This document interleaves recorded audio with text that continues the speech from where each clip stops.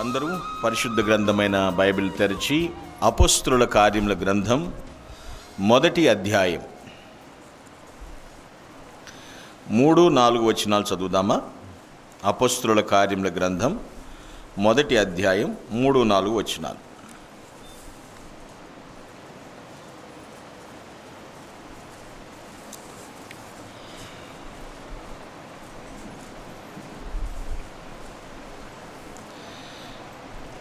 ఆయన శ్రమపడిన తరువాత 40 దినముల వరకు వారికి అగపడుచు దేవుని రాజ్య విషయములను గూర్చి బోధించుచు అనేక ప్రమాణములను చూపి వారికి తన్ను తాను సజీవునిగా కనుపరుచుకొనెను. ఆయన వారిని కలుసుకొని ఈలాగు ఆజ్ఞాపించెను, మీరు యెరూషలేము నుండి వెళ్ళక నా వలన వినిన తండ్రి యొక్క వాగ్దానము కొరకు కనిపెట్టుడి. ప్రభునందు ప్రియులారా, యేసుక్రీస్తు ప్రభువారు సిలువేయబడిన తరువాత సమాధి చేయబడి 3వ దినమున తిరిగి లేచిన తర్వాత 40 దినాలు సుమారు భూమి మీద ఆయన సంచరించాడు. ఆ 40 రోజుల్లో శిష్యులకే సుమారు 11 సార్లు ప్రత్యక్షపరుచుకున్నాడు. ఆ తర్వాత ఆయన ఆరోహణమైపోయి వెళ్ళేటప్పుడు తన శిష్యులతో మాట్లాడినటువంటి మాటలు చాలా జాగ్రత్తగా ఆలోచించాలి. ఆయన ఏమంటున్నాడు? ఆజ్ఞాపిస్తున్నాడు. 4వ వచనంలో ఆయన వారిని కలుసుకొని ఈలాగు ఆజ్ఞాపించెను, మీరు యెరూషలేము నుండి వెళ్ళక నా వలన విన్న తండ్రి యొక్క వాగ్దానం కొరకు కనిపెట్టుడి. దేవుడు ఆజ్ఞాపించాడు, ఏమని చెప్పాడో అది చేయమని చెప్తున్నాడు. అప్పుడు శిష్యులు ఏం చేశారు? 14వ వచనం, వీరందరూ వీరితో కూడా కొందరు స్త్రీలను యేసు తల్లి అయిన మరియయు ఆయన సహోదరులను ఏక మనస్సుతో ఎడతెగక ప్రార్థన చేయుచుండిరి. ఏక మనస్సుతో ఎడతెగక ప్రార్థన చేయుచుండిరి. దేవుడు ఆజ్ఞాపించాడు, ఆజ్ఞాపించినట్లుగా వీళ్ళు ప్రార్థన చేస్తున్నారు. ఆయన ఏమని ఆజ్ఞాపించారు? మీరు యెరూషలేమును విడిచి వెళ్ళొద్దు, తండ్రి యొక్క వాగ్దానం కొరకు కనిపెట్టండి, కనిపెట్టి ప్రార్థన చేయండి. అంటే వీళ్ళు మేడగదిలో ఇంచుమించు 120 మంది వరకు స్త్రీలు పురుషులు కలిసి ఏక మనసుతో ఎడతెగక ప్రార్థన చేస్తున్నారు. అర్థమైందా? ఎవరు ఆజ్ఞాపిస్తే ప్రార్థిస్తున్నారు? ప్రభు ఆజ్ఞాపిస్తే ప్రార్థిస్తున్నారు. అర్థమైందా విషయమే? సో ఈరోజు నేను మీకు ఇచ్చే వాక్యం యొక్క అంశం ఏమిటంటే దైవాజ్ఞ ప్రకారం ప్రార్థించుట. దైవాజ్ఞ ప్రకారం ప్రార్థించుట. Today topic of the message, praying according to God's commandment. Praying according to God's commandment, దైవాజ్ఞ ప్రకారం ప్రార్థించుట. ఇక్కడ ఎన్ని రోజులు వాళ్ళు ప్రార్థించారు అనేది మనం ప్రశ్న వేసుకుంటే 10 రోజులు కలిసి ప్రార్థించారు. 40 దినాలేమో పస్కా పండుగ నుంచి లెక్క పెడితే 40 దినాల తర్వాత ప్రభు ప్రత్యక్షమై ఆజ్ఞాపించి వెళ్ళిపోయాడు. తర్వాత 10 దినములు వీరు కనిపెట్టి ప్రార్థన చేశారు. 40 + 10 మీకు లెక్కలు వచ్చు, నాకు రాదు. 50వ రోజు అంటే పస్కా నుండి లెక్క పెట్టగా వచ్చే 50వ రోజు పెంటెకోస్తు. పెంతే అంటే 50, కోస్త్ అంటే పెంతే అంటే 5, కోస్త్ అంటే 10, 5 10 జార్ 50. ఆ 50వ రోజుని పెంతెకోస్తు అంటారు. నేను ఈరోజు ఇక్కడ పెంతెకోస్తు గురించి చెప్పాల్సింది కాదు, దైవాజ్ఞ ప్రకారం ప్రార్థిస్తే ఏం జరిగిందో అది చెప్పాలనుకుంటున్నాను. కొంతమంది చూడండి, ప్రార్థన అంటే అది దేవుని ఆజ్ఞ ప్రకారం ప్రార్థిస్తున్నామా లేదా అని పరిశీలన చేసుకోరు. నాకు ఆ వస్తువు కావాలి, నేను ప్రార్థన చేస్తాను అంటాడు. అంటే వస్తువు కావాలని ప్రార్థన చేయడం కాదు. మనము ప్రార్థన చేసేది కూడా అది దైవ వాక్యానుసారంగా ఉండాలి. వాడికి ఉంది కాబట్టి నాకు కావాలి కాబట్టి నేను ప్రార్థన చేస్తా, ఇలాంటిది కాదండి. వారు 10 దినాలు నలగగొట్టుకున్నారు, వారిని వారు సరిచేసుకున్నారు. ఎందుకంటే పరిశుద్ధత లేని చోట పరిశుద్ధాత్మ శక్తి పనిచేయడు. వాళ్ళ మేడగదిలో అన్ని దినాలు వాళ్ళు శుద్ధి చేసుకున్నారు, సరిచేసుకున్నారు. ఎందుకంటే పాపము ఉన్న చోట పరిశుద్ధాత్ముడు పనిచేయడు. అర్థమైందా? వాక్యము విత్తినప్పుడు ఒప్పింపచేస్తాడు పరిశుద్ధాత్ముడు. వీళ్ళు ఇంచుమించు 120 మంది ఏం చేశారు? మేడగదిలో ప్రభువుని అడుగుతున్నారు. ప్రభువును అడగనంత వరకు, లోపాలు దిద్దుకోనంత వరకు కూడా మన అవసరతలు తీర్చబడవు. ఆయన అడగాలి, మన లోపాలు దిద్దుకోవాలి, మనం సరిచేసుకోవాలి. మన ప్రార్థన ఆయన ఆజ్ఞ ప్రకారమై ఉండాలి. ప్రభు ఆజ్ఞాపించాడు, వీళ్ళు ప్రార్థించారు. ఏమి జరిగిన కార్యాల విషయమే. 10 రోజులు ఏం జరిగింది? నలగగొట్టుకున్నారు, సరిచేసుకున్నారు వాళ్ళు. Book of Isaiah chapter 57 verse 15. యెషయా గ్రంథం 57వ అధ్యాయం 15వ వచనం. యెషయా 57, 15వ వచనం.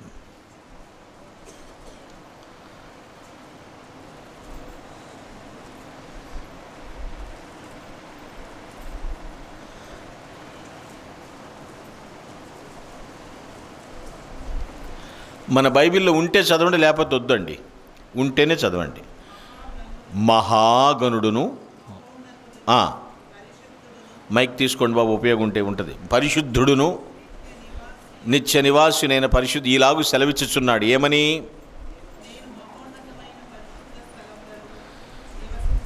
వాస్తవంగా దేవుడు ఎక్కడ ఉండాల్సిన వాడండి? మహోన్నత స్థలం, అక్కడ ఆయన ఉండాల్సింది. అయితే అయినా సరే వినయము గల వారి ప్రాణమును ఉజ్జీవింపజేయుటకును, నలిగిన వారి ప్రాణమును ఉజ్జీవింపజేయుటకును, వినయము గల వారి యొద్దను, దీన మనస్సు గల వారి యొద్దను నివసించుచున్నాను. చాలు. ఆయన నివాసం అక్కడ. కానీ ఎవరు విరిగి నలిగిన హృదయంతో ప్రార్థన చేస్తూ ఉంటారు, వారి దగ్గర నేను ఉంటానని ప్రామిస్ చేశాడు ఆయన.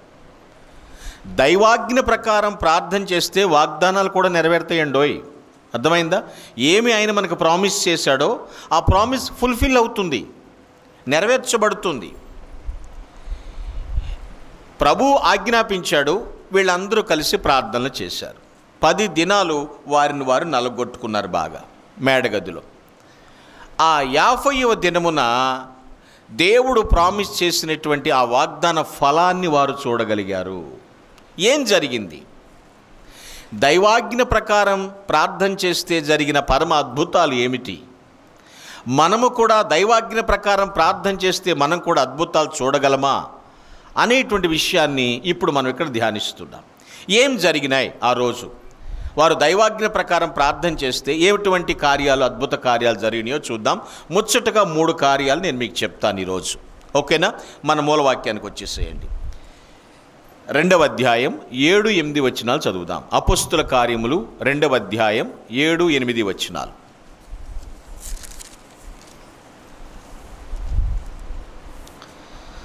అంతటా అందరూ విభ్రాంతి నొంది ఆశ్చర్యపడి, ఇదిగో మాట్లాడుచున్న వీరందరూ గలిలయులు కారా?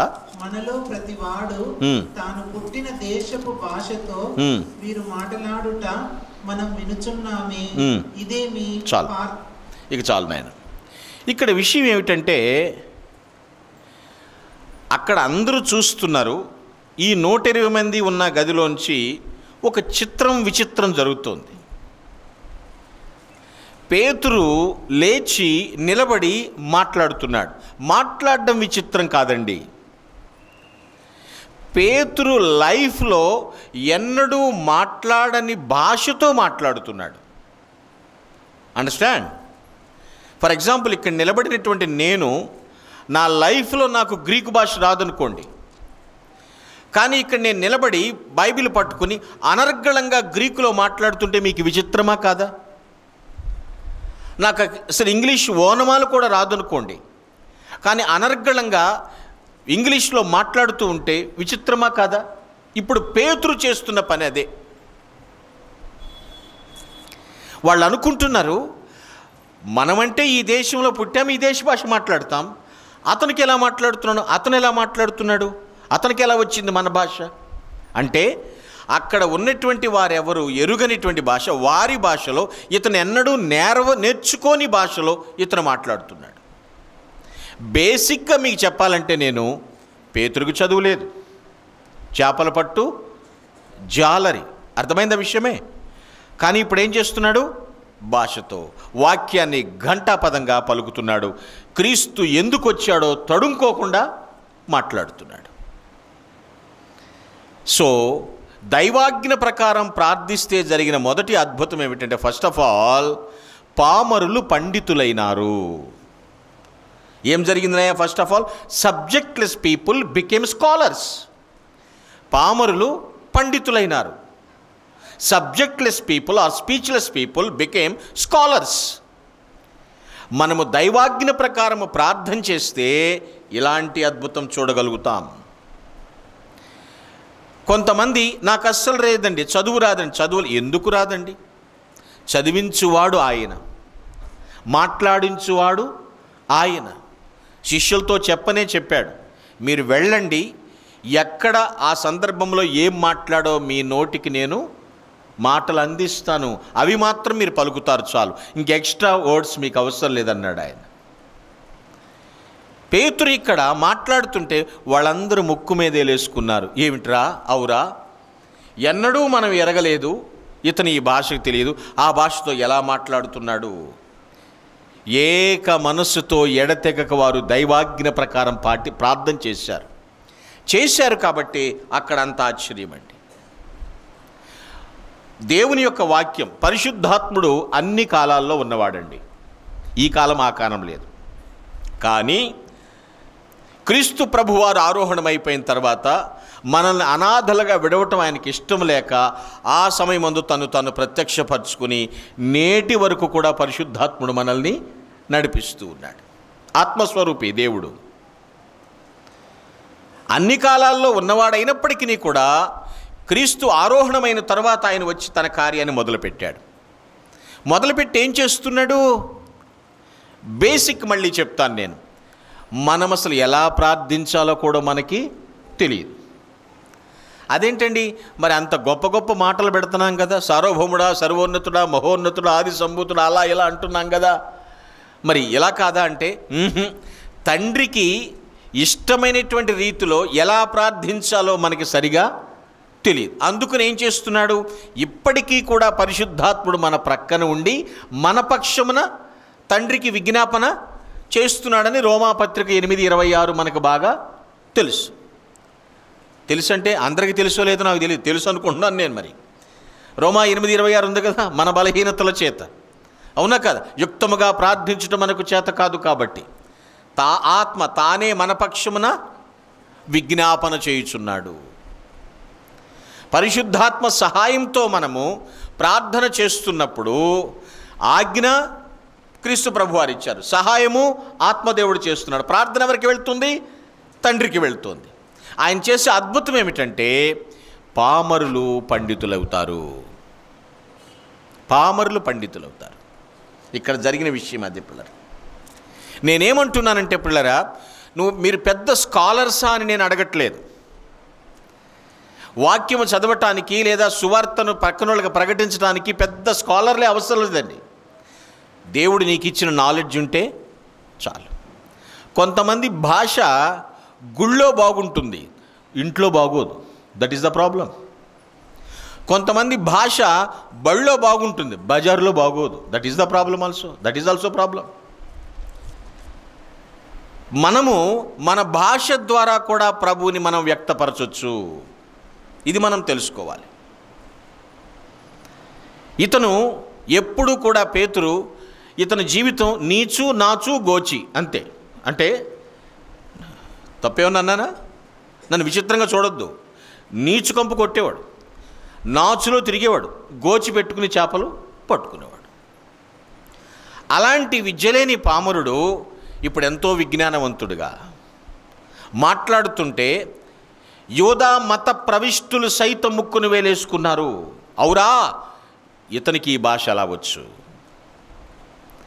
దైవాజ్ఞ ప్రకారం ఏక మనసుతో ప్రార్థిస్తే జరిగిన అద్భుతం అది పిల్లరా. నాకు సబ్జెక్ట్ తెలుసు, బోల్డ్ మెటీరియల్ ఉంది, నేను బాగా నవిలి మింగేశానని గొప్పలు చెప్పే వాళ్ళని నమ్మొద్దు. నీవు చదువు, నీతో కూడా దేవుడు మాట్లాడతాడు, నీతో కూడా అర్థమయ్యేటట్లుగా మాట్లాడతాడు. దైవాజ్ఞ ప్రకారం ప్రార్థిస్తే పామరులు పండితులైనారు. కొన్ని గృహాల్లో చూస్తూ ఉంటాము, మాంసం కూర తేకపోతే తంట, తెచ్చినాక వండింది ఎక్కువ వేయకపోతే తంట. అక్కడ కూడా భాష పాడైపోద్దండోయ్, భాష పాడైపోతుంటుంది. ప్రభువారు చెప్పారు మాట, మీ మాట అవునంటే అవును, కాదంటే కాదు. ఉప్పు వేసినట్లు రుచి కలిగిందిగా కృపాసహితముగా ఉండాలంటాడు అపోస్తలుడు కూడా. అవునా కాదా? అవునా అండి? మనము దైవాజ్ఞ ప్రకారం ప్రార్థన చేయాలి. కొంతమంది నన్ను బాగా చక్కగా ఉండమన్నారు కదా అని లేని దాన్ని చదవకూడదు. దీనిలోంచి చదువుకున్నప్పుడు మాట గుర్తొస్తుంది, ఏమిటి, కాళిదాసు కవిత్వం కొంత, వీడి పైత్యం కొంత అన్నట్టు అయిపోతున్న విషయమే. అలా ఇప్పుడు కాదు. దేవుడు ఎంతవరకు మాట్లాడించాలో అంతవరకే మాట్లాడిస్తాడు, అంతే. నిజంగా నీకు రాదు, ప్రార్థనాపూర్వకంగా ఉండు. మౌనంగా ఉండటం వల్ల తప్పేమీ లేదు. వెనకడికి ఒక మాట గుర్తొస్తుంది, పండితులున్న సభలో మౌనం భూషణం అంటారు. అంటే ఏంటో తెలుసా అండి? అందరూ పండితులే కూర్చున్నారు, నీకేమీ రాదు, నువ్వు కూడా కూర్చుని వెళ్ళి మౌనంగా ఉంటే నిన్ను పండితుడే అంటారు. కదిపితే కదా మనం ఎంతలో తెలిసేది. నిన్ను మౌనంగా ఉండమంటలేదు ప్రభు, దైవాజ్ఞ ప్రకారం ప్రార్థించమంటున్నాడు ఆయన, అడగమంటున్నాడు. అడిగితే సాయం చేస్తాడు ఆయన ఖచ్చితంగా. నేను చదువుకున్నప్పుడు ఒకటి గుర్తుండేది, పాలకడలిపై అని మొదలుపెట్టేవాడు. కడలి అంటే సముద్రం, పాల సముద్రం నాకు తెలిసి ఎక్కడా లేదు. మరేమైనా ఉందో మీరు చూస్తే చెప్పండి నాకు. పాలు తేనెలు ప్రవహించున్నది అనేటువంటిది మనం చదువుకుంటాం బైబిల్లో, దేశం పాలు తేనెలు. అలాగని పాలు తేనెలు రోడ్ల మీద వెళ్తాయని కూడా కాదు. ఎవరో ఒక ఆయన ఇలా వ్యాఖ్యానిస్తున్నాడు, తప్పది. రోడ్డు మీద పాలు, కాలువలో నీళ్లు వెళ్తాయంట, అట్లా కాదు. తేనె అలా కాదు, అంత సస్యశ్యామలమైన ప్రాంతం అని అర్థం. పాలకడలి లేదు, ఎందుకంటే లేని పదాలు మనం అక్కడ పెట్టకూడదు, ఎట్టుకోడే విషయమే. కొంతమంది నేను గొప్పవాణ్ణి అని అనిపించుకుంటానికి పెద్ద పెద్ద మాటలు మాట్లాడతారు, అవి మనకు అనవసరం. వాక్యం ఏం చెప్పింది, అంతలోపే ఆ బోర్డర్లో మనం మాట్లాడుకోవాలి. పేతురు కూడా లేచి నిలబడి ఆ బోర్డర్లోనే మాట్లాడుతున్నాడు. అక్కడ చుట్టూ ఆశ్చర్యచకితులుగా చూస్తున్నటువంటి వారికి క్రీస్తు ఎందుకు భూమి మీద జన్మించాల్సి వచ్చిందో హిస్టరీ అంతా బట్టబయలు చేసినట్లుగా మాట్లాడుతున్నాడు. వాళ్ళు నోరు తెరవలేకపోయారండి. అంతకుముందు ఎగతాళి చేసిన వారు సైతం ఇప్పుడు ఏం చేస్తున్నారు, నోరు ఎల్లబెట్టి చూస్తున్నారు ఎలా మాట్లాడుతున్నారు. గొప్పలు పోవట్లేదు అక్కడ పేతురు, గొప్పలకు పోకూడదు ఎప్పుడు కూడా. సామెత ఉంది కదా, గొప్పలకు పోతే తిప్పలు తప్పదు. బా గట్టి చెప్పావమ్మా, సంకోచం. తిప్పలు తప్పదు, గొప్పలకు పోతే తిప్పలు తప్పదు. ప్రియులరా, చదువు మంచిదే, ఆ చదువు దేవుని కొరకు ఉపయోగపడాలి. ఎంత ఉపయోగపడితే అంత ఉన్నతంగా దేవుడు నిన్ను హెచ్చిస్తాడు. ఇది ప్రాముఖ్యమే విషయమే. ఇతను పామరుడు, కానీ దైవాజ్ఞ ప్రకారం ప్రార్థిస్తే పండితుడిగా మారిపోయాడు. అక్కడ సబ్జెక్ట్లెస్ పీపుల్ బికమ్ స్కాలర్స్. మనంతట మనం గొప్పకపోవద్దు, జాగ్రత్త. ఒక అతను నన్నెవరూ పట్టించుకుంటలేదు కాబట్టి నాకు ఏదన్నా 2-3 బిరుదులు ఉండాలి అని ఒక పెద్ద పండితుడి దగ్గరికి వెళ్ళి నాకు మంచి బిరుదు ఇవ్వండి, ఎవడికి అర్థం కాకూడదు అన్నాడంట. ఆ బిరుదు మళ్ళీ ఎవడికి అర్థం కాకూడదు, పలకటానికి కూడా కష్టంగా ఉండాలి అన్నాడట. ఎంతడితే అంత ఇస్తానన్నాడంట. ఇదేదో పెద్ద బేరం, మంచి బేరం లాగా ఉందనుకుని వాడు ఒక ట్యాగ్ లైన్ రాసి ఇచ్చాడు. ఏమిటంటే పరమేశ్వర పుత్రవాహన శత్రునేత్ర పరమాత్మ అని. పలకడానికే కష్టంగా ఉంటుంది అది. ఈయనకే రాదు పలకడం, ఇది చాలా బాగుంది, ఎవడ పలకలేళ్ళు అని చెప్పేసి దాన్ని పెద్ద బోర్డు కట్టించుకుని ఇంటి ముందు గేటు దగ్గర పెట్టాడండి. పరమేశ్వర పుత్రవాహన శత్రునేత్ర పరమాత్మ అని. ప్రతివాడు ఆ ఇంటి దగ్గర నుంచి వెళ్ళడం, దాన్ని చూడటం, కాండ్రించి ఉమ్మూసి వెళ్ళిపోవటం. ఉమ్మూసి వెళ్ళిపోతున్నారు ఇంటి ముందు, ఛీ ఫూ అని ఉమ్మూసి వెళ్ళిపోతున్నారు. వీడికి 4 రోజులు చూశాడు, 5 రోజులు చూశాడు, అర్థం కాలేదు. ఆ బోర్డు ఇంకా చూడటం, ఉమ్మూసి వెళ్ళిపోవటం. ఇదేమిటిరా నాయన చెప్పమా, ఇలా జరిగింది. మళ్ళీ ఆ బోర్డు పీకేసుకుని ఆ బోర్డు రాసినోడి దగ్గరికి వెళ్ళాడు. నువ్వు నాకు అసలు ఏం బిరుదు ఇచ్చావు చెప్పు అన్నాడు. వీడికి చదువు రాదు, అజ్ఞాని, కానీ పొగడతలు కావాలి. ఏం రాసి ఇచ్చాను? బాగా రాసి ఇచ్చాను. కాదు, నువ్వేదో తప్పు రాసావు, లేదా అందరూ నన్ను ఉమ్ము వస్తున్నారు, ఏం రాసావు అని వాడు చెప్పడని ఇంకో చదువుకున్నవాడి దగ్గరికి వెళ్తే నీకు ఎవడు రాసి ఇచ్చాడు అన్నాడంట. ఆ పెద్ద ఆయన రాసి ఇచ్చాడు అన్నాడంట. నీకు అసలు దీని అర్థం తెలుసాను? తెలియకే కదరా మగడ, చెప్పురా అన్నాడట.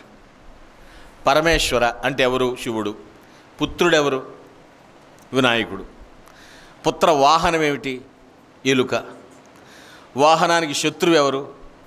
ఎలుకకు శత్రువు పిల్లి.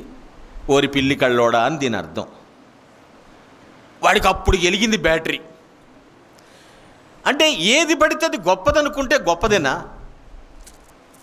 భాష బాగుండాలి. ఏదో నేను మాట్లాడేస్తున్నానులే అనుకుంటే మాత్రము దేవునికి అవమానం కూడా కలగొచ్చండోయ్. నీకు అప్రదిష్టమాట దేవుడు ఎరుగో. భాష బాగుండాలి. ఇక్కడ పరిశుద్ధులు మాట్లాడుతుంటే యోధామత ప్రవిష్టులు సైతం నోరెళ్ళబెట్టారు. దైవాజ్ఞ ప్రకారం ప్రార్థన చేస్తే పామరులు పండితులైనారు. దేవుని పనిలో పండితులే కాదు, పామరులను కూడా దేవుడు పండితులను చేసి మరీ వాడుకుంటాడు. ఎలాగన్నా వాడుకుంటాడు. మీరు ప్రార్థించండి, అయితే దైవాజ్ఞ ప్రకారం ప్రార్థించండి. మీరు ప్రార్థించండి, ఏక మనస్సుతో ప్రార్థించాలి. ఏక మనస్సుతో ప్రార్థించినప్పుడే ఈ కార్యాలు జరుగుతాయండి. ఇది నిజం ప్రియులారా. సో ఫస్ట్ ఆఫ్ ఆల్ పామరులు పండితులైనారు దైవాజ్ఞ ప్రకారం ప్రార్థన చేస్తే. రెండో విషయం చూద్దాం పిల్లలు. మరలా మన మూలవాక్యానికి రండి. అపోస్తుల కార్యములు 2:14.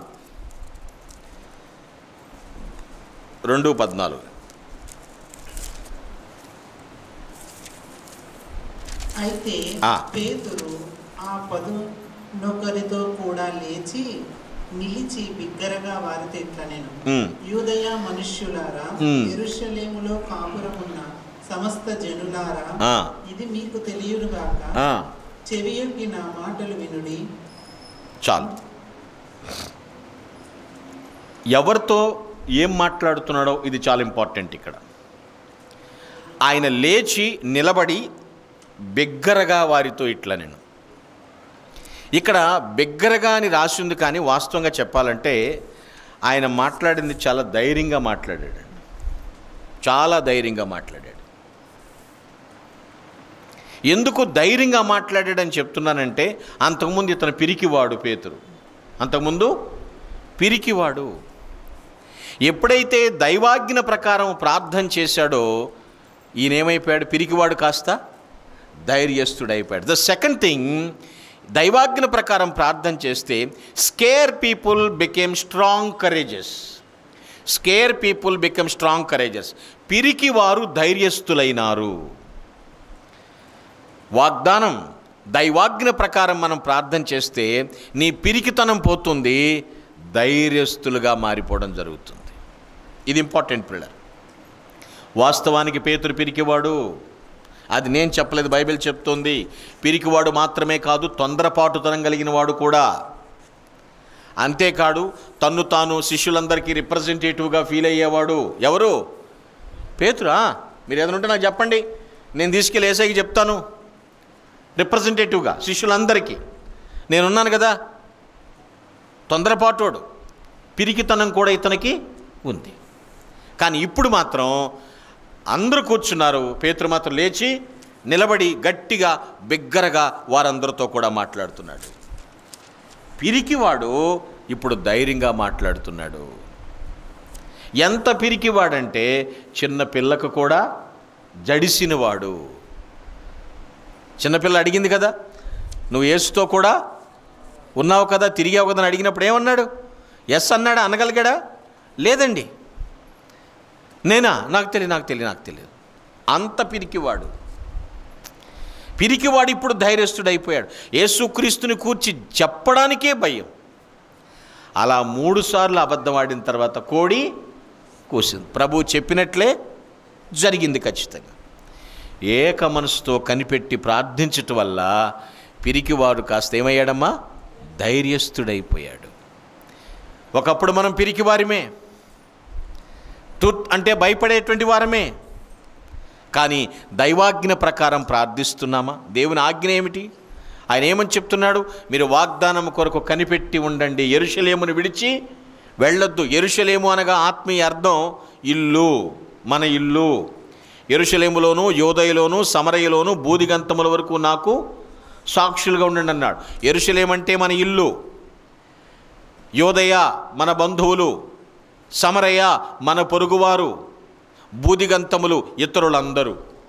అందరిలోనూ మనం సాక్ష్యం కలిగి ఉండాలి. మన ఇంట్లో మనకు సాక్ష్యం ఉండాలి, మన బంధువుల్లో మనకు మంచి సాక్ష్యం ఉండాలి, మన పొరుగువారందరిలో, ఇతరులందరిలో, బూదిగంతముల వరకు కూడా మన సాక్ష్యం కరెక్ట్గా ఉండాలి. ఆయన అంటున్నాడు, యెరూషలేమును విడిచి వెళ్లకుండా, అంటే నీ ఇంటి దగ్గరే ఉండే, నీ సంఘములో ఉండే, నీ ఉన్న చోటే ఉండి వాగ్దానం కొరకు దైవాజ్ఞ ప్రకారం ప్రార్థిస్తే ఏమయ్యాడండి? తను పిరికివాడు ధైర్యస్తుడైపోయాడు. ధైర్యే సాహసి అంటారు కదా, ధైర్యం ఉండాలి ఖచ్చితంగా.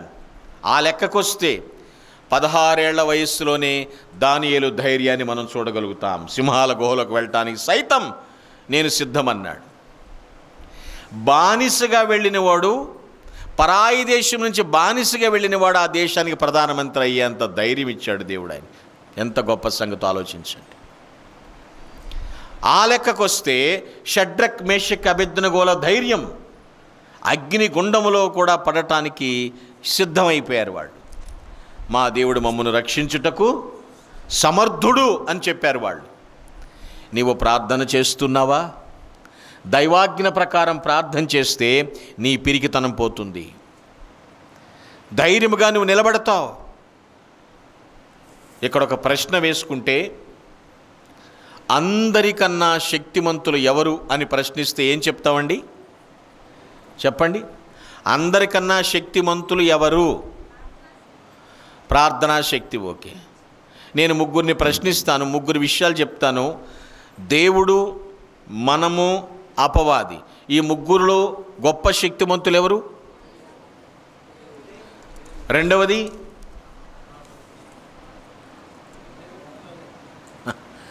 కొంచెం మీమాంస. దేవుడు అందరికన్నా సర్వశక్తిమంతుడండి, హీఈస్ ఆల్మైటీ, నేను ఒప్పుకుంటాను దాన్ని. రెండవదిగా ఆయన తర్వాత శక్తిమంతులు ఎవరు? ఏమండి? థ్యాంక్ యూ అండి. అపవాదండి. మనం పెట్టేసుకుంటున్నాం, మనం తొందర పెట్టుకోమాకండి అమ్మా. రెండవదిగా దేవుడి తర్వాత శక్తిమంతుడు అపవాది, మూడవది మనం.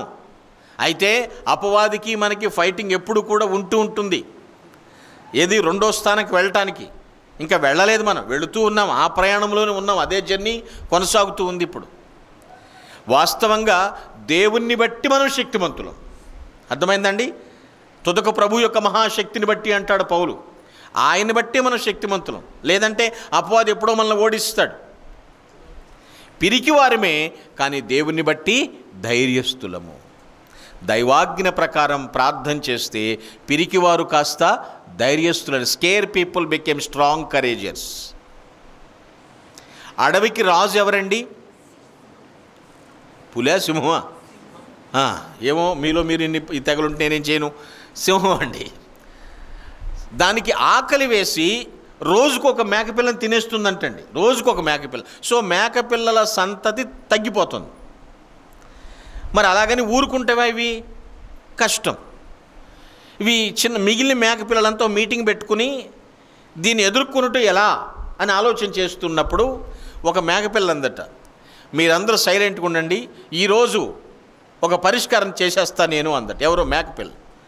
ఈ మేకలంతా అనుకుని అంటే, విషయ్ నువ్వు చిన్నపిల్లవే, ఏంటో తెగ ఇదైపోతున్నావు అని మాట్లాడుతూ, నువ్వు చచ్చిపోతుంటే, లేదు నేను చేసే కార్యం అలాంటిది, మీరు సైలెంట్గా ఉండండి.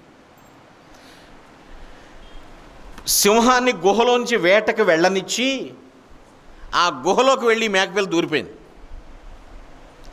చుట్టూ దూరంగా ఉండి చూస్తున్నటువంటి మేకపిల్లలంతా కూడా, ఓ ఇదేంటి పని చేసింది ఏంటిది, మరీ దాని ఇంట్లోకి వెళ్ళిపోయింది, దాన్ని తిను అన్నట్లుగా అనుకోండి.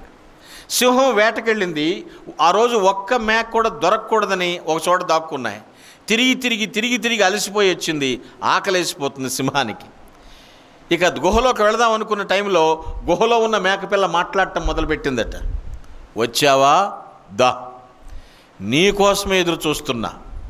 ఈరోజు నువ్వో నేనో తేలిపోవాలి అంటే సింహానికి అడుగు ముందుకు పట్టలేదు. ఎవరబ్బా ఈ అడవికి రాజుని, నేనే, నా దగ్గరికి వచ్చావారా అన్న ఆలోచిస్తుంటే లోపల నుండి మరలా మేక మాట్లాడుతుంది.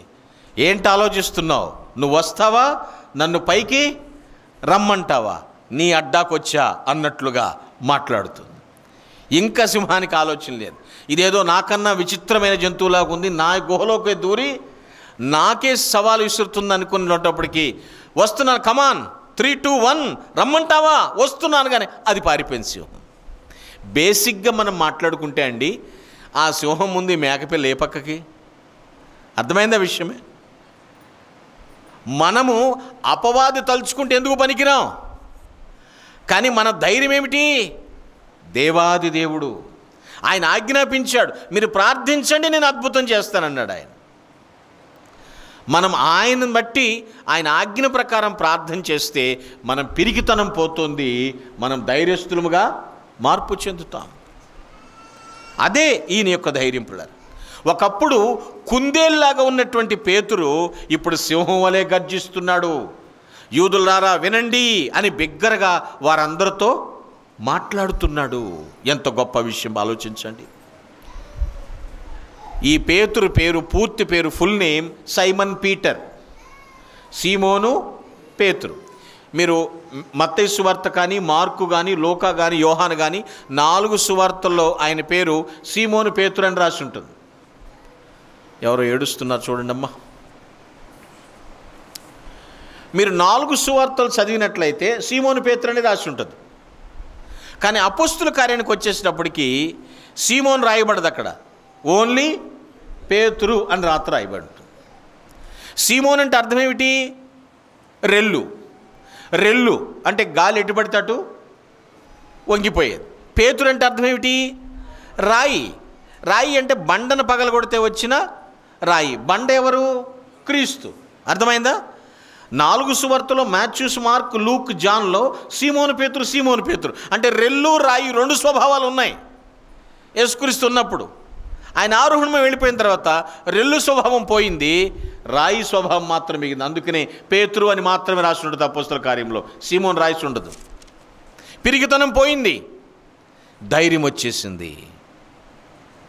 ఆలోచించండి పిల్లలు, ఎంత గొప్ప విషయం ఇది. 4వ అధ్యాయం 13వ వచనం అపోస్తల కార్యములు చదవండి. 4:13.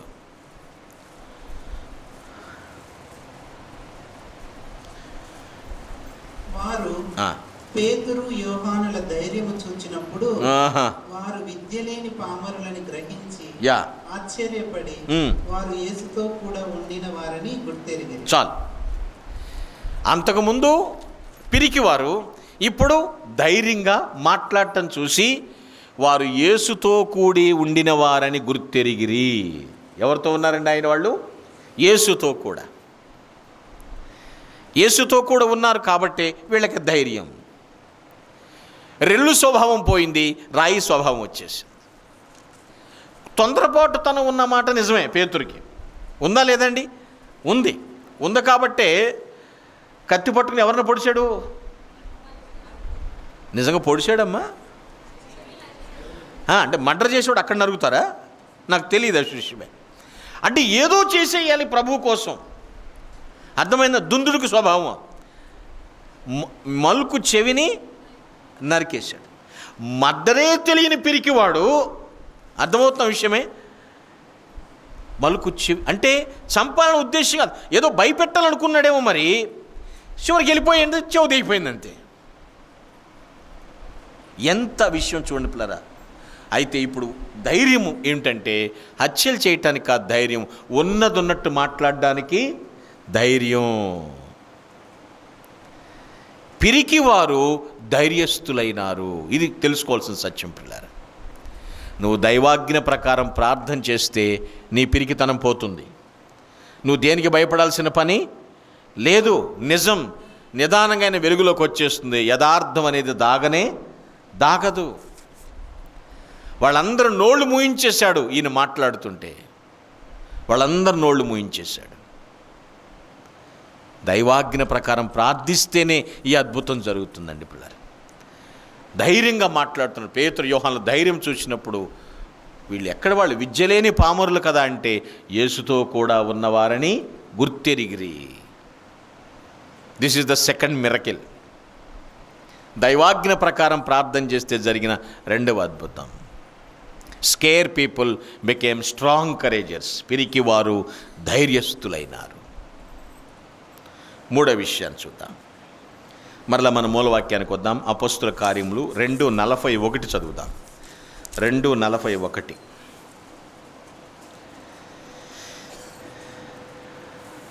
కాబట్టి అతని వాక్యం అంగీకరించిన వారు బాప్తిసం పొందిరి. ఆ దినమందు ఇంచుమించు 3,000 మంది చేర్చబడిరి. చాలు. లేచాడు, ధైర్యంగా మాట్లాడాడు పేతురు, మెసేజ్ ఇచ్చేశాడు. ఆ రోజు రక్షణ పొంది బాప్తిసం పొందటానికి వచ్చిన ఎంతమంది అండి? 3,000 మందిని ప్రభువునందు రక్షించాడు. అంటే ఒక కాపరత్వాన్ని అక్కడ చూపిస్తూ ఉన్నాడు. అర్థమైందండి విషయమే. అంతకుముందైతే అన్నీ ప్రభువే చూసుకుంటాళ్లే అని వదిలేసిన వ్యక్తి, ఒక మాటలో చెప్పాలంటే సోమరితనంగా ఆయన వెనకాల వెళ్ళాడు తప్ప ఇప్పుడేమయ్యాడంటే కాపరిగా మారిపోయాడు. మూడవ అద్భుతం ఏమిటంటే సోమరులు కాపరులైనారు. దైవాజ్ఞ ప్రకారం ప్రార్థించటం వలన ఏమైందమ్మా? సోమరులు కాపరులైనారు. స్లగ్గర్డ్స్ బికేమ్ షెఫర్డ్స్. స్లగ్గర్డ్స్ బికేమ్ షెఫర్డ్స్. సోమరులు కాపరులైనారు. చాలామంది పిల్లరా సోమరితనంగా జీవించే వాళ్ళు ఉన్నారు. అటువంటి వారిని దేవుడు గొప్ప కాపరులుగా కూడా మార్చబోతున్నాడు. దైవాజ్ఞ ప్రకారం ప్రార్థన చేస్తే, ప్రార్థన చేయకుండా పరిశుద్ధాత్మ చేత నింపబడకుండా చెబితే మన మాట ఎవరు కూడా వినరు. ఆ రోజు పేతురు మాట్లాడుతున్నప్పుడు ప్రార్థించాడు, పరిశుద్ధాత్మ చేత నింపబడ్డాడు. మాట్లాడుతుంటే 3,000 మంది హృదయాల్లో పొడవబడింది. వాక్యం ఏంటండి? 3,000 మంది హృదయాల్లో గొచ్చబడింది. మేమేమి చేతుము అన్నారు వాళ్ళు. 3,000 మంది పిల్లలు. ఆలోచించండి. సోమరి కాపరిగా మారిపోయాడు. పిల్లలు ఆలోచించండి. మనము సోమరులుగా ఉన్నామా? ఇంకా అలా ఉండటం దేవునికి ఇష్టమో లేదు. ఏమాత్రము దేవునికి ఇష్టం లేదు. సోమరితనాన్ని విడిచిపెట్టాలి. సోమరి చీమల యుద్ధకు వెళ్ళుము, వాటి నడతను చూసి కనిపెట్టి నేర్చుకో అంటున్నాడు దేవుడు. ఇంకా సోమరితనంగా ఉండకూడదు. దైవాజ్ఞ ప్రకారం ప్రార్థించటం అలవార్చుకోవాలి. దేవుడు చెప్పాడు, ఏక మనసుతో ఎడతెగక ప్రార్థన చేయండి అన్నాడు. ప్రార్థన చెయ్యాలి. ఇతను కనిపెట్టాడు, ప్రార్థన చేశాడు. సోమరోడు కాస్త కాపరిగా మారిపోయాడు. స్లగ్గర్డ్స్ బికేమ్ షెఫర్డ్స్. ఆలోచన చేయాలి పిల్లలు, గుర్తుపెట్టుకోండి. ప్రార్థించి పరిశుద్ధాత్మ చేత నింపబడి చెబితే వినేవారి హృదయం నొచ్చుకుంటుంది, గుచ్చుకుంటుంది దేవుని వాక్యం. ఇది సత్యం పిల్లలు, ఆలోచించండి. ఉతక మీద తలుపు తిరుగును, పడక మీద సోమరి తిరుగును అనుంది సామెతల్లో. ఉతక మీద తలుపు తిరుగును, పడక మీద సోమరి తిరుగుతుంటాడు. నిద్ర రాకపోయినా అడు తిరుగుతారు, ఈడు తిరుగుతారు, లేవరు. పనిచేసే వాళ్ళందరం చూస్తుంటారు, వీళ్ళు లేవరు. పైగా ఓ స్పెషల్ కామెంట్ ఏమని? ఎందుకురా అట్ట కింద మీద పడతారు, అంత కష్టమా? నేను లేయిస్తే చిటికలో చేస్తా అంటాడు. వీళ్ళు లేచేది లేదు, చేసేది లేదు. స్టేట్మెంట్లు మాత్రం బాగా ఇస్తూ ఉంటారు. అందుకేంటాడు, సోమరి చీమల యుద్ధకు వెళ్ళి వాటిని అర్థం తెచ్చుకో. ప్రభు గద్దించాడు, సోమరి అయిన చెడ్డదాసుడా అన్నాడు. ఒక తలాంతును అలాగే భూమిలో పాతిపెట్టావా? 1ని 2 చేసినా బాగుండేది కదా. దేవుడిచ్చినటువంటి ఆత్మఫలం, కృపా వరములను బట్టి సోమరిగా ఉండకూడదు. ఇప్పుడు ఆలోచించండి. ఇంగ్లీష్లో ఒక సామెత ఉంటుంది, కొటేషనే, idle man's minds is devil's workshop అని. Idle man's mind is devil's workshop. సోమరివాడి బుర్ర దయ్యాల కర్మాగారం. దయ్యాలన్నీ కలిపి ఒక ఇండస్ట్రీ పెట్టుకుంటే ఎలా ఉంటుందో ఈ సోమరుడు బుర్ర అలా ఉంటుంది. సోమరుడు బుర్ర అది వెరీ డేంజర్. మనము దైవాజ్ఞ ప్రకారము ప్రార్థన చేస్తే ఖచ్చితంగా హృదయంలో గుచ్చుకుంటుంది వాక్యం. ఆ రోజు 3000 మంది నొచ్చుకున్నారు అతను ఒక్కడ వాక్యం చెప్తే. మనము దైవ సన్నిధికి వచ్చేటప్పుడే ప్రార్థనాపూర్వకంగా రావాలి. ఈరోజు నాతో మాట్లాడు ప్రభువా, నన్ను ఉద్దేశించి మాట్లాడండి, నన్ను సరిచేయండి, నేను పొందుకోవలసిన ఆశీర్వాదాలు ఏమిటో నాకు తెలియచేయండి, నేను విడిచిపెట్టవలసిన పాపం ఏమిటో నాకు తెలియచేయండి, నేను అనుసరించవలసిన సంగతులు ఏమిటో నాకు తెలియచేయండి అని ప్రార్థన చేసుకుని మనం ఇక్కడికి వస్తే దేవుడు నీతో మాట్లాడతాడు. అలా కాకుండా ఇక్కడికి వచ్చినప్పుడు నువ్వు విన్న తర్వాత ఏమంటావంటే, ఈరోజు వాక్యం ఏమీ బాగాలేదండి అంటావు. మళ్ళీ కారణం వాక్యం బాగోపోవడానికి ఇది నాన్ వెజ్జా వెజ్జా పలావా ఇది కాదు కదా. వాక్యమే అంటే నీవు సరిగా అర్థం చేసుకోవటానికి నీకు లేకపోతే నాకు వాక్యం బాగాలేదండి అంటాం. నో, ఒకప్పుడు సోమరి ఇప్పుడు కాపరిగా మారిపోయాడు. ఒకప్పుడు పిరికివాడు ధైర్యస్తుడిగా మారిపోయాడు. ఎంత సోమరి అంటే ప్రియులారా, అన్నీ ప్రభువే చూసుకుంటాడులే అనేవాడు. యేసుక్రీస్తు వెనక నడుస్తూ ఉంటాడు, ఆయన చూసుకుంటాడు, ఆయనకి ఏదైనా అవసరమైతే మనం అందిద్దాం, అలాంటి సోమరి. అంతే తప్ప ఆయన బాధ్యతలు పంచుకోలేదు ఆయన ఉన్నంత వరకు కూడా. బాధ్యత. బైబిల్ పండితులు చెప్పిన 1-2 విషయాలు మీకు పంచుకుంటాను. ఇది నిజంగా జరిగినవి కావు. ప్రభు నడుచుకుంటూ వెళ్తున్నాడు, వెనక 12 మంది శిష్యులు వస్తున్నారు. శిష్యులారా తలోక రాయి పట్టుకోండి అన్నాడట. ఎవరు? ప్రభు. తలోక రాయి పట్టుకోండి అంటే వాళ్ళు మోయగలిగిన రాయి పట్టుకున్నారు. ఈ పేతురు ఎంత సోమరి వాడంటే ఒక చిన్న గులకరాయి పట్టుకున్నాడు. అచ్చంగాయలు ఆడతారు కదా, అచ్చంగాయలు. ప్రభు ఏదో చెప్తుంటాడు, ఆయన ఏదో అన్నీ చెయ్యాలా ఏంటి అన్నట్టు పట్టుకుని ఊపుకుంటూ వెళ్తున్నాడు. కొద్ది దూరం వెళ్ళిన తర్వాత ప్రభు అన్నాడట, శిష్యులారా మీ చేతిలో ఉన్న రాళ్ళు రొట్టెలుగా చేసుకుని తినండి అన్నాడట. ఎంత ఎత్తుకుంటే అంత రొట్టె, అంతే కదా. మరి మన పేతురు గారి రొట్టె ఎంత? మొహం చిన్నబుచ్చుకున్నాడు. ఏం ప్రభా ఓ మాట ముందన్న చెవులో చెప్తే ఓ మాదిరిది పట్టుకునేవాడు అన్నట్టు. అంత సోమరి. అభివర్ణించారు అలా పేతురుని, సోమరితనాన్ని. కానీ కాపరి అయ్యాడు ఇక్కడ.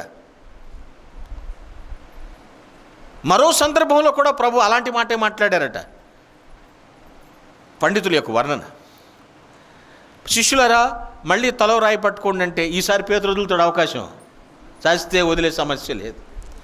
వాళ్ళు ఓ మాదిరి పట్టుకుంటే ఈయన మాత్రం మొయ్యలేనంత పట్టుకున్నాడు, ఊగిపోతా. ఇక ప్రభు అనటం ఆలస్యం. ఏమని? అనుప్రభ అంటే ఎక్కడంటాడు ఆయన? కొద్ది దూరం వెళ్ళిన తర్వాత ఒక పెద్ద అగాధం వచ్చిందట, ఇట్నుంచాడు దాటడానికి. శిష్యులారా మీ రాళ్ళు దాంట్లో వేసి దాటండి అన్నాడట. ఈయన ఒక్కడు రాయి సరిపోయిందంట. ఎవరిది? పేతురుది. ఆయన ఒక్కడు సరిపోయింది వెళ్ళటానికి. అంత సోమరి. మరీనా కొందరు ఉంటారండి, ప్రార్థన కూడా చేయలేని సోమరులు. మిమ్మల్ని అనేంత ధైర్యం నేను చేయట్లేదు, కానీ కొందరు ఉంటారు. కరోనాలో 10th క్లాస్ ఎగ్జామ్ రాసిన తప్పినా పాస్ అయినా సరే పాస్ అన్నారు. ఆ ఎగ్జామ్ కూడా రాయని లేని సోమరులు కొందరు ఉంటారు. అలాంటి వాళ్ళు కూడా ఉన్నారు. నో, దేవుడు మనకు ఆయుష్కాలం ఇచ్చి ఆరోగ్యం ఇచ్చి అంతా అందుబాటులో ఇచ్చిన తర్వాత చెయ్యమన్నా పని చేయకపోతే సోమర్తనకాకేముందండి? దైవాజ్ఞ అన్నాడు అక్కడ ఆయన. వాళ్ళు ఏక మనసుతో ఎడతెగక ప్రార్థన చేశారు. ప్రార్థన చేశారు కాబట్టే వాళ్ళు మేలు పొందుకున్నారు. భాష రాని ఆయన పండితుడిలాగా మాట్లాడాడు. పిరికితనంగా పారిపోయే వ్యక్తి, చిన్నపిల్లకు కూడా జడిచిన వ్యక్తి ధైర్యంగా వాక్యాన్ని మాట్లాడాడు. సోమర్తనంతో ఉన్నటువంటి పేతురు ఇప్పుడేమయ్యాడు? కాపరిగా 3000 మందిని రక్షించాడు. ఎంత గొప్ప సంగతిని ఆలోచించు. సోమర్తనాన్ని విడిచిపెట్టినది మంచిది కాదు, శరీరానికి మంచిది కాదు, ఆత్మకు కూడా మంచిది కాదు. అది సోమర్తనం మంచిది కాదు పిల్లలు. 2వ అధ్యాయం 37 చదవండి. అపొస్తలుల కార్యం 2:37 అండి.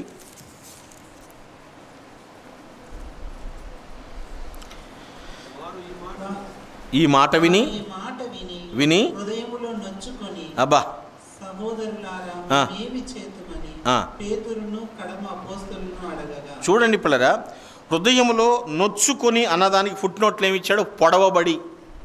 హృదయంలో పొడుచుకుందంట వాక్యం.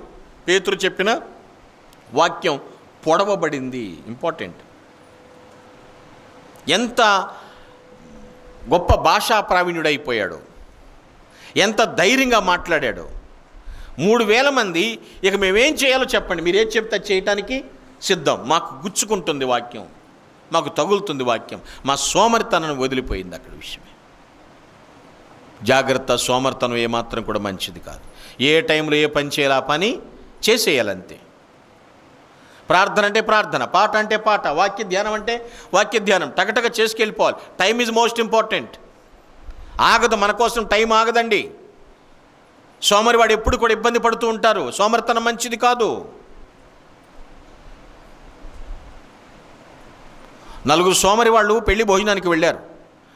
పెళ్లి భోజనానికి వెళ్ళి ఫుడ్గా తిన్నారు. ఫుడ్గా అంటే ఏదో చెప్తారు, ఏలు పెడితే అందేటంతట్టుగా. ఎండాకాలం, వాహన సదుపాయాలు లేవు, నడుచుకుంటూ వెళ్ళాలి, రోహిణి కార్తీ.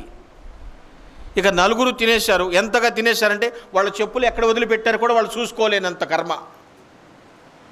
కింద మీద పడి వేసుకున్నారు. ఇక నడక సాగించారు. నడక కష్టంగా ఉంది. ఇప్పుడు వెళ్ళాం, కాస్త ఎండ తగ్గని అని ఒక నేరేడు చెట్టు చూసుకుని దాని చుట్టూ కట్టబడిన చప్టా మీద కాస్త సేద తీరి వెళ్దాం అనుకున్నారు. అందరూ ఆ నేరేడు చెట్టు చప్ట మీద ఈ పొట్టలు తీసుకెళ్ళి ఆనిచ్చి పడుకోబెట్టారు. అసలు ఏం ఖాళీ లేదు. ఈలోపు ఆ నిద్ర పట్టేలోపు ఇలా కారిపోతుందంట. రే కారిపోతుంది అంటే నీ చేత్తో తుడిచి అన్నాడంట. అంటే వీడిది క్లీన్ చేసుకునేంత కూడా లేదు సోమరి. సరే ఎలాగోలా కింద మీద పడుతున్నారండి. ఈలోపు పైనుంచి నేరేడు చెట్టు నుంచి ఒక పండు పడిందంట. కళ్ళు పెద్దవి చేశాడు. ఇంకెక్కడుందని గ్యాపు. అరే పండు అనంట, నీ చేత్తో తీసి నా నోట్లో పెట్టవా అంటున్నాడట. అంటే ఎంతగా తయారైపోయి ఆలోచన చేయాలి. మన పని మనం చేసుకుంటాంలో అంత సోమర్థనం ఎందుకు? పేతురు అలా బ్రతికున్నాడు ఒకప్పుడు. నేను శిష్యులందరికీ రిప్రజెంటేటివ్. నేను పేతురుని తక్కువ చేసి మాట్లాడట్లేదు, తప్పుగా మాట్లాడట్లేదు. అతని క్యారెక్టరైజేషన్ అభివర్ణిస్తున్నాను తప్ప అతను నేను తప్పుగా మాట్లాడు. శిష్యులందరూ రిప్రజెంటేటివ్ కాబట్టి కానీ చేయండి, నేను చూసుకుంటాను, నేను ప్రభుతో చెప్తాను, మీ అందరి పక్షంగా నేను మాట్లాడతాను అనేటువంటి వ్యక్తి ఇప్పుడు 3000 మందిని ఒక్క ప్రసంగం ద్వారా ప్రభునందు రక్షించాడు. ఎంత గొప్ప సంగతి ఆలోచించండి. అర్థమైంది పిల్లలు? దేవుని యొక్క వాక్యాన్ని బట్టి నేను మీతో మాట్లాడుతున్నాను, ఆలోచించండి పిల్లలు. స్టీఫెన్ ఆల్ఫోర్డ్, ఏడ్రియన్ రోజర్స్, గొప్ప గొప్ప దైవజనులు చెప్పిన మాట ఏంటంటే, ఆ రోజు ఒక్క ప్రసంగం ద్వారా 3000 మంది రక్షించబడ్డారే, ఈరోజు 3000 ప్రసంగాలు చేసినా ఒకడు మారట్లేదేంటా అన్నారంట. అర్థమైంది నేను చెప్పింది? ఆ రోజు ఒక్క ప్రసంగం ద్వారా 3000 మంది రక్షించబడ్డారు. ఈరోజు 3000 ప్రసంగాలు చేసినా ఒక్కడిని రక్షించడం చాలా కష్టంగా ఉంటుంది. దయచేసి మనలో సోమరితనం ఉంటే దాన్ని విడిచిపెట్టాలి. అది ఏమాత్రం కూడా మంచిది కాదు మనకి. సోమరితనం అంత ఇంపార్టెంట్, చాలా వెరీ వెరీ డేంజరస్. పిల్లలు ఆలోచించండి. ధైర్యం మీద కాదు, కాపరిగా మారిపోయాడు. అందుకనే ఆనాడు చెప్పాడు కదా ప్రభు, ఈ బండ మీద నా సంఘమును కట్టుదును, పరలోకపు తాళపు చెవులు నీకు ఇస్తాను అన్న చెప్పాడు కదా పేతురుతో. అది నెరవేరుతుంది పిల్లలు ఇక్కడ కాపరత్వం. ఆదిమ సంఘానికి కాపరిగా పేతురు నిలబడ్డాడు. ఇదంతా దేనికోసమంటే, ఎలా జరిగిందంటే దైవాజ్ఞ ప్రకారం ప్రార్థించుటను బట్టి. దైవాజ్ఞ ప్రకారం ప్రార్థిస్తేనే జరుగుద్ది, లేకపోతే జరగదండి. దయచేసి సోమరితనాన్ని విడిచిపెట్టాలి. ఎందుకంటే సోమరితనం అనారోగ్యం కూడా, చాలా అనారోగ్యం అండి అది. ఎవరి సోమరితనం ఎంత అనారోగ్యం వారికే తెలుస్తుంది. పేతురు అలాంటి వ్యక్తి పిల్లలకు గ్రహించని విషయమే. ఎంత ఇదే మత్తయి సువార్త 16వ అధ్యాయం 18వ వచనం. మత్తయి సువార్త 16:18.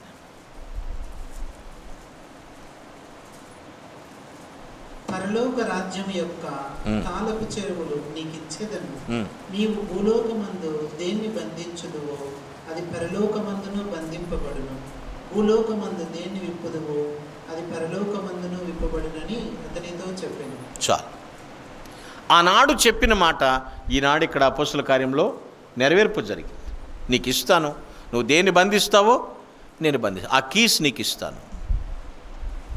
పిల్లరా, దేవుని వాక్యం ఎలా ఉంటుందంటే చదివేటప్పుడు ఒకసారి చదివితే అర్థం కాదు, 2 సార్లు చదివితే అర్థం కాదు, 3, 4, 5 సార్లు ఒకే వచనాన్ని అలా చదివితేనే తప్ప మనకు అర్థం కాదు. దైవాజ్ఞ ప్రకారం ప్రార్థించాలి. మనకు అర్థం కావలసిన సంగతుల కోసం కూడా ప్రార్థించాలి. అది కూడా ఏక మనస్సుతో ఎడతెగక ప్రార్థన చేశారు వాళ్ళు. వీళ్ళందరూ పరిశుద్ధులేగా, ప్రభు వెనక తిరిగిన వాళ్లే కదా. ఆయన ఆరోహణమై వెళ్ళిపోయేటప్పుడే నేను మీకు వరాలు ఇచ్చేస్తానని చెప్పలేదు ఆయన. మీరు 10 దినములు అక్కడ ఉండండి, ఆ మేడగదిలో కనిపెట్టండి. దినముల సంఖ్య కూడా చెప్పలేదు ఆయన. మీరు యెరూషలేమును విడిచి వెళ్ళొద్దు, తండ్రి యొక్క వాగ్దానము కొరకు కనిపెట్టండి. తండ్రి యొక్క వాగ్దానం కొరకు ఆ తూచ తప్పకుండా ఆ మాట ప్రకారం చేశారు. సోమర్తనం లేకుండా చేశాడు. అప్పుడుతోనే పోయిందిగా. సీమోను స్వభావం ఎగిరిపోయింది, రెల్లు స్వభావం ఎగిరిపోయింది. కేవలం పేతురు రాయి లాంటి స్వభావంగా స్ట్రాంగ్గా నిలబడిపోయాడు అక్కడ. విషయం మనం ఆలోచన చేయాలి. మనం ఏ విధమైనటువంటి స్వభావాన్ని చూపిస్తున్నాం, ఎటువంటి స్వభావం మనది. ఇప్పుడు నెయ్యి వేసుకుని భోజనం చేసామనుకోండి, నెయ్యి స్వభావం కనబడుతూ ఉంటుంది. అవునమ్మా, పాపము దృష్టి పెడితే పాపము స్వభావం కనబడుతుంటుంది. మామిడి టెంక వేస్తే మామిడి చెట్టే వస్తుంది, వేరే చెట్టు రాదు. ఏ స్వభావం మన రెల్లు స్వభావం ఉందా, రాయి స్వభావం ఉందా మనకు తెలియాలి.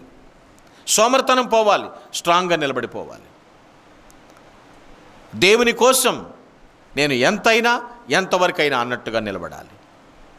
ప్రభువునందు మన సాక్ష్యాన్ని ఎప్పటికీ కాపాడుకుంటూ ఉండాలి. ఆయన సోమరి కాపరి అయిపోయాడు. దేవుడు ఏమైతే మాట ఇచ్చాడో, ఈ పరలోక తాళపు చెవులు నీకు ఇస్తున్నాను, ఈ బండ మీద నా సంఘమును కట్టుదును.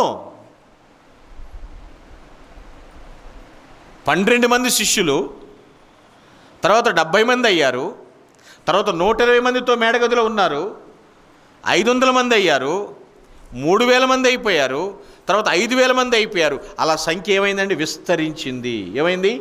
విస్తరించింది, డెవలప్ అయిపోయింది. విస్తరణ జరిగింది.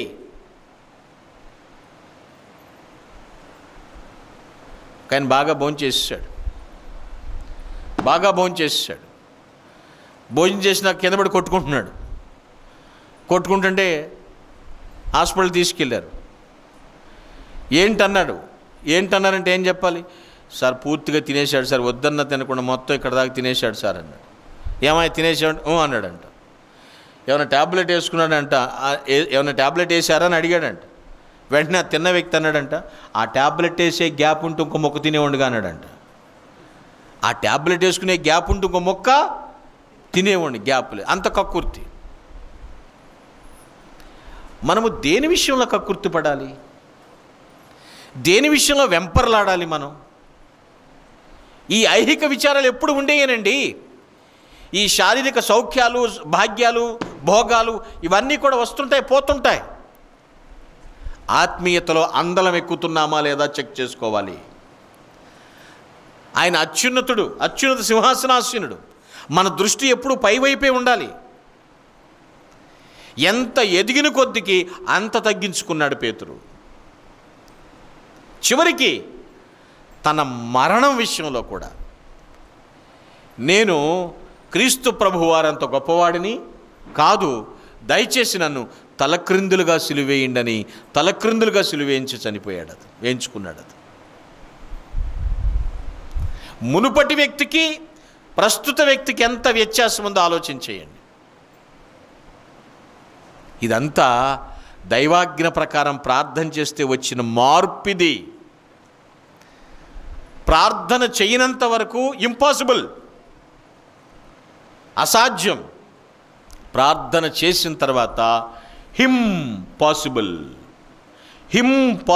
ఆయనకు అన్నీ సాధ్యమే, సుసాధ్యం.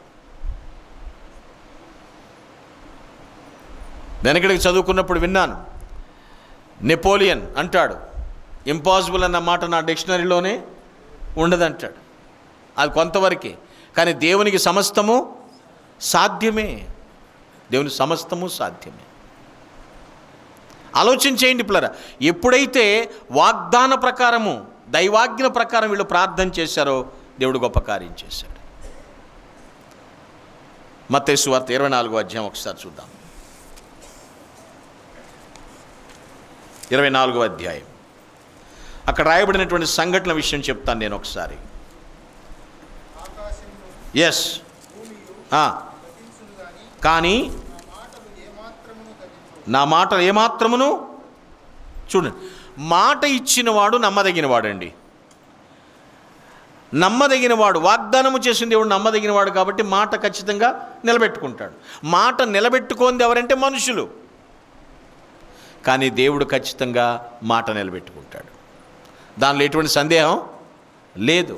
మనము మాట మీద నిలబడుతున్నామా అనేది ఆలోచించేయాలి. ప్రభువా నా సోమర్థనాన్ని విడిచిపెడతాను, కాపరికి ఎలా మారేడుతును విషయం ఆలోచించండి. ఇది ఒక్క రోజులో జరిగిపోయిందంటారా? లేదు. మత్తయి సువార్త 24లో చెప్పబడినట్లుగా కరువులు వస్తున్నాయి, భూకంపాలు వస్తున్నాయి, రాజ్యాల మీదకి రాజ్యాలు వస్తున్నాయి. సువార్త చొచ్చుకుని వెళ్తూ ఉంది. ఆదాము నుంచి క్రీస్తు వరకు 4,000 సంవత్సరాలని, క్రీస్తు నుంచి ఇప్పటిదాకా 2,000 సంవత్సరాలు దాటిపోయిందని, దేవుని దృష్టిలో ఒకరి దినము 1000 దినములట్లుగా 6,000 సంవత్సరాలు అయిపోయినాయి అని, ఇది 7వ రోజని, విశ్రాంతి దినమని రకరకాలుగా అంచనాలు కడతా ఉంటారు. అయితే మనం ఇంకా పిరికివారంగా సోమరులుగా ఉన్నట్లయితే అది ఏమాత్రం మంచిది కాదు. ఏమాత్రం మంచిది కాదు పిల్లలు. వాక్యానుసారంగా మాట్లాడుతున్నాను. ఏ సమయమో ఏ గడియో మనకు తెలియదు ఆయన రాకడ. అంతము వరకు సహించిన వాడెవడో వాడే రక్షించబడును. నేను ఈ భూమి మీదకి వచ్చినప్పుడు విశ్వాసము కనుగొందునా అన్నాడు ప్రభు. అంటే ఏమైపోతుంది? సన్నగిలిపోతుంది. దైవాజ్ఞ ప్రకారము ప్రార్థన చేయాలి. దైవాజ్ఞ ప్రకారం. పిల్లరా, నేను ముగింపులోకి వస్తున్నాను, జాగ్రత్తగా ఆలకించండి. Yes, praying according to God's commandment. దైవాజ్ఞ ప్రకారము ప్రార్థించుట. దైవాజ్ఞ ప్రకారము ప్రార్థిస్తే ఈ 3 అద్భుతాలు ముఖ్యంగా జరిగినాయి. మొదటిది చెప్పండి, అందరూ చెప్పాలి. పామరులు పండితులైనారు. Subjectless people became scholars. రెండవది ఏంటండి? పిరికివారు ధైర్యస్తులైనారు. Sluggers became strong couragers. మూడో విషయం ఏమిటండి? సోమరులు కాపర్లు. స్లగ్గర్స్ బికేమ్ షెఫర్డ్స్. సోమరులు కాపర్లు అయిపోయారు. ఇక్కడ ఇదంతా కూడా ఒక్క రోజులో జరిగిందైతే కానే కాదు. ఏదో మాయ చేసినట్లు జరిగింది మాత్రం కానే కాదు. ఇదంతా కూడా జీవితకాల ప్రయాస. అనుదినము మనము చెక్కబడుతూ ఉండాలి. అనుదినము వాక్యాన్ని బట్టి మనం మోల్డ్ అవుతూ ఉండాలి. ఎప్పటికప్పుడు మనం సరి చేసుకుంటూ ఉండాలండి, లేకపోతే జరగదు ఇది. దాన్నే అనుదిన రక్షణ అని కూడా పిలుచుకుంటూ ఉంటాం. Daily salvation. ఎప్పుడు చదివామో, ఎప్పుడు విన్నామో వాక్యం, దాని ప్రకారం వెంటనే మనం సరి చేసేసుకుంటాం. ఎప్పుడు ఎక్కడ తప్పిపోయానో తెలిసిందో, ఎప్పుడైతే వాక్యం ద్వారా దేవుడు గద్దించాడో అప్పుడు వెంటనే సరి చేసేసుకుంటూ ఉండాలి. అప్పుడే వాగ్దానాలు మన జీవితంలో నెరవేరుతాయి. ఖచ్చితంగా నెరవేరుతాయండి పిల్లలు. సువార్త కరువు అవబోతోంది. మారుమనసు పొందండి అని చెప్తున్నాడు. రక్షణ పొందండి, బాప్తిసం పొందండి అని చెప్తున్నాడు. ఇంకా సోమర్తనంగా ఉంటే మాత్రం కష్టమే. ఇంకా సోమర్తనం. ఎక్కడే వేసిన గొంగళి అక్కడే ఉంటే దేవుడు అంటాడు, ఎన్నాళ్ళు మట్టుకు నువ్వు ఇలా ఉంటావు. ఇంకా సోమరి బెతెస్దా కోనేరు దగ్గర నుండి పిలిచినట్లుగా ఇంకా ఎన్నాళ్ళయ్యా? 38 సంవత్సరాల నుంచి ఇక్కడే ఉన్నావు. సోమర్తనం మంచిది కాదండి. అది ఆరోగ్యాన్ని పాడు తీస్తుంది, ఆత్మీయతని అంతకన్నా గొప్ప దెబ్బతీస్తుంది అది. సో కాబట్టి మనము దైవాజ్ఞ ప్రకారం ప్రార్థిస్తున్నామా, లేదా ఎవరో దేనికోసం చేశాడు మనం కూడా దానికోసమే చేస్తున్నాం, అది మంచిది కాదు. ఆయన ఏం ఆజ్ఞాపించాడు, ఆజ్ఞ ప్రకారం ప్రార్థన చేయాలి. వాళ్ళు కనిపెట్టారు, ప్రార్థన చేశారు పిల్లలు. ఇక్కడ విషయాన్ని మనం తెలుసుకోవాల్సిన విషయం అది. ముగింపులో మరొక వాక్యం చూపిస్తాను. తెస్సలోనికి రాసిన మొదటి పత్రిక 5వ అధ్యాయం తెస్సలోనికీయులకు రాసిన మొదటి పత్రిక 5వ అధ్యాయం, తెలిసిన వాక్యమే, 15వ వచనం. తెస్సలోనికీయులకు రాసిన మొదటి పత్రిక 5వ అధ్యాయం 15వ వచనం. ఎవడును కీడునకు ప్రతి కీడు ఎవనికైనను చేయకుండా చూచుకొనుడి. మీరు ఒకని ఎడల ఒకడును మనుష్యులందరి ఎడలను ఎల్లప్పుడూ మేలైన దానిని అనుసరించి నడుచుకునుడి. ఎల్లప్పుడూ సంతోషముగా ఉండుడి. ఎడతెగక ప్రార్థన చేయుడి. ప్రే వితౌట్ సీజింగ్ అంటాడు అక్కడ. ఎడతెగక ప్రార్థన చేయండి. ఎందుకంటే దైవాజ్ఞ మనకుంది. ఆయన మనల్ని కూడా బాగు చేస్తాడని మాట ఇచ్చాడు. ఆ ఆజ్ఞ ప్రకారం మనం ప్రార్థన చేయాలి. పిల్లలు ఆలోచించండి. గాడ్ ఛానల్ అని ఒక ఛానల్ ఉంది, గాడ్ ఛానల్ అంటారు. ఆ గాడ్ ఛానల్లో వరల్డ్ మ్యాప్లో అన్ని దేశాల పేర్లు రాయబడి ఉంటాయి. సువార్త అన్ని దేశాలకు ప్రకటించబడాలి అని చెప్పి ప్రార్థన చేసేవాళ్ళు చాలామంది ఉన్నారు, అన్ని దేశాలకు ప్రకటించబడాలని. అయితే మనము ఆజ్ఞను పాటిస్తున్నామా లేకపోతే మర్చిపోతున్నామా? ఆయన ఆజ్ఞను ఎప్పుడు ఇచ్చాడు? తన మానవ జీవిత చరమాంకంలో ఇచ్చాడు, చిట్ట చివరి విషయం. అంటే క్రీస్తు జీవితంలో చివరి మాటలు అన్నమాట. మానవ జీవితంలో చివరి మాటలు. ఏదైనా ఒక వ్యక్తి జీవితంలో చివరి మాటలు చాలా ప్రాముఖ్యమైనవి. డెత్ బెడ్ మీద ఉన్నప్పుడు, మరణశయ్య మీద ఉన్నప్పుడు చాలామంది చూడండి, చివరిగా ఎవరితో మాట్లాడాడు, ఏం మాట్లాడాడు అంటూ ఉంటారు, చూసారండి. గ్రేట్ కమిషన్ ఇచ్చాడు ఆయన. చివరి మాటలు చాలా ప్రాముఖ్యమైన మాటలు. ఏం ఆజ్ఞాపించాడో ఆ ఆజ్ఞ ప్రకారం వాళ్ళు ఏం చేశారండి? ప్రార్థన చేశారు. కనిపెట్టుకుని ప్రార్థన చేశారు. ప్రార్థన చేశారు కాబట్టి వారి జీవితంలో అద్భుతం. అందుకే అంటున్నాడు, ఎడతెగక ప్రార్థన చేయండి. ప్రే వితౌట్ సీజింగ్.